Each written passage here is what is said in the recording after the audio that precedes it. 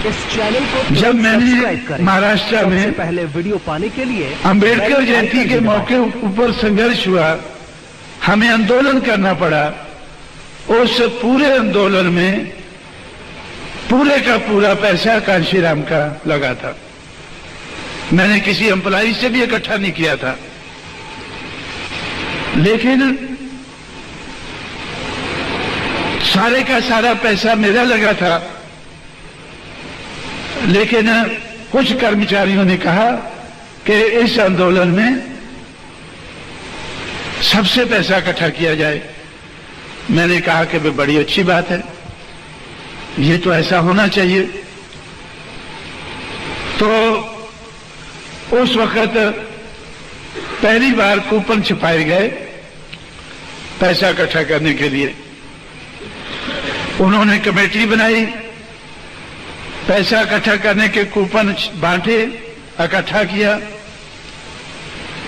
और इकट्ठा करने के बाद जब कुछ आंदोलन चला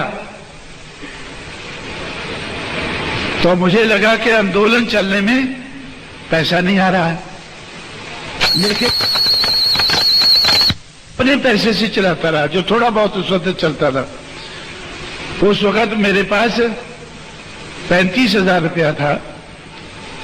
तो मैंने सोचा कि चलो, उस वक्त का तो 1964-65 में तो 35,000 की काफी वैल्यू होती थी।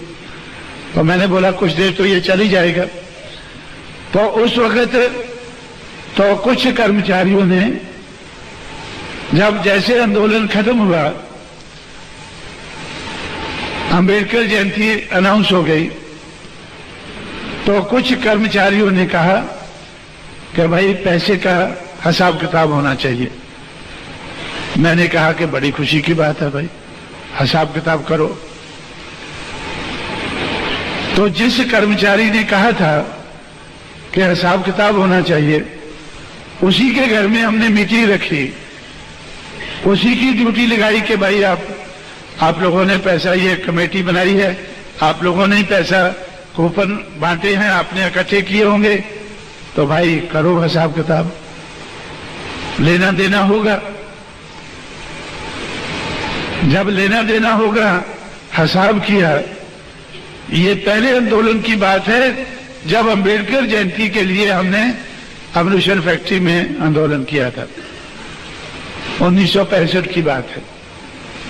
तो जब पैसे का हिसाब करने लगे, कूपन इकट्ठे करने लगे, तो लोग कूपन ही नहीं लाए और 1-1 रुपए का कूपन छापा था।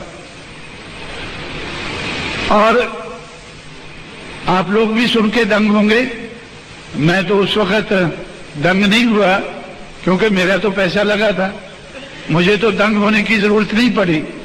लेकिन पूना के वो कर्मचारी जो मेरे साथ चल रहे थे, वो भी दंग हो गए कि हम लोगों ने कूपन छपाने में जितना पैसा लगाया उतना तो छोड़ो, सिर्फ 1 रुपया इकट्ठा हुआ।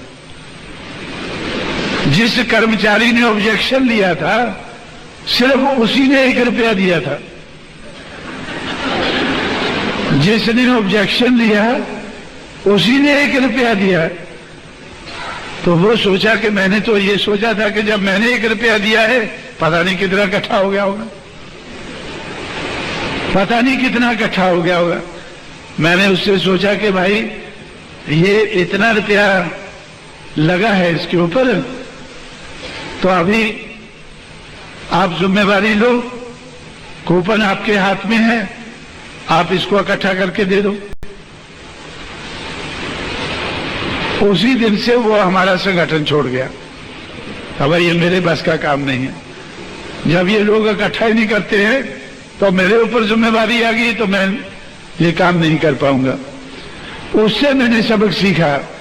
जब मैंने उसके बाद एसोसिएशन बनाई, पहली जो बामसेव की मां है वो बनाई, तो उसका जनरल सेक्रेटरी को मैंने ये तैयार किया कि भाई इस समाज से पैसा इकट्ठा करना है, तो इस समाज को आदत पड़ी हुई है कि पैसा इकट्ठा करके उसको मिसअप्रोप्रिएट करना है, उसका दुरुपयोग करना है। उसका ये लोग दुरुपयोग करते हैं। तो इसलिए लोगों को भरोसा नहीं होता है, लोग पैसा नहीं देते हैं। पैसा कम इकट्ठा होता है, उसकी चर्चा ज्यादा होती है।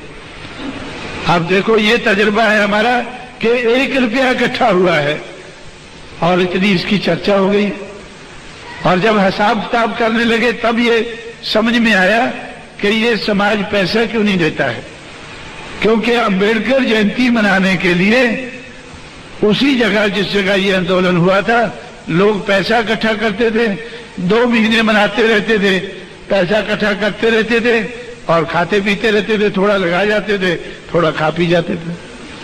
तो इसलिए मैंने अपने उससे सबक सीखे कि भाई हमारे संगठन में आपको डेली हिसाब देना है। 1 महीना हम डेली हिसाब देते रहे। पैसा बहुत कम होता था, पैसा बहुत कम खर्चा होता था। अगर ज्यादा की जरूरत पड़ती थी तो मैं अपनी जेब से खर्च देता था। तो उसके बाद 1 महीने के बाद सारे कर्मचारी इकट्ठे होकर मेरे पास आए, जो हमारे मेंबर बने थे, कि भाई ये बंद करना चाहिए। मैंने बोला कि भाई ठीक है, अगर डेली हिसाब नहीं है। वो बोलता इससे तो हम नंगे होते हैं, पैसा आता ही नहीं है, खर्चा ही होता रहता है। तो 1 हफ्ते में 1 बार हिसाब होना चाहिए। तो ऐसा करते करते जिस दिन ये 1965 से लेकर 1978 तक, जिस दिन बर्थो बामसेप हुआ, उस दिन तक मैंने ये प्लान बनाया हुआ था कि जिसको पैसा देना है वही क्वालिफाई करेगा देने के लिए, जो खर्चे का मुझे हिसाब दे। जो खर्चे का हिसाब दे कि भाई हमने ये पैसा खर्च किया हमारे यूनिट ने और ये खर्चा हो गया, तो मेरे ऊपर कोई उंगली नहीं उठाना चाहिए। 1978 में 12 यूनिट ने क्वालिफाई किया था पैसा इकट्ठा करने के लिए, फिर भी लगभग 3 लाख इकट्ठा हो गया था। तो उसमें से 5 दिन का बर्थो बामसेप का प्रोग्राम मनाने के बाद लगभग 50-60 हजार रुपया हमारे पास बचा था, जिससे हम लोगों ने एक फोर्टनाइटली मैगजीन ऑपरेस्ट इंडियन हमने 14 अप्रैल से शुरू कर दिया था। 6 दिसंबर 78 को बर्थो बामसेप हुआ। 14 अप्रैल 79 से हम लोगों ने ऑपरेस्ट इंडियन शुरू किया। फिर उसका हिसाब किताब रखते गए। इससे मैंने सबक सीखकर उसी वक्त जब मेरे से हिसाब पूछा गया और पैसा इकट्ठा हुआ, हमने देखा कि भाई पैसा इकट्ठा हुआ है, पैसा इकट्ठा हुआ है 1 रुपया, और जिसने 1 रुपया दिया है वही कहता भी हिसाब किताब करो, और हिसाब किताब करते हैं तो वो उसमें कुछ निकलता नहीं। उस वक्त मैंने फैसला कर लिया कि आई मस्ट हैव, अगर मुझे इस समाज में को संगठित करना है, आगे बढ़ना है, तो भाई मैं कैसे हिसाब किताब ये करता रहूंगा। सारा समय अगर हिसाब किताब में लग जाएगा, अगर सारा समय हिसाब किताब में ही लग जाएगा, तो मैं काम कब कर पाऊंगा। हम लोग काम क्या करेंगे, रिजल्ट क्या दिखाएंगे। तो इसलिए मैंने फैसला किया कि I must have no family and no property. मेरा कोई घर घाट नहीं होना चाहिए और मेरा कोई प्रॉपर्टी नहीं होनी चाहिए।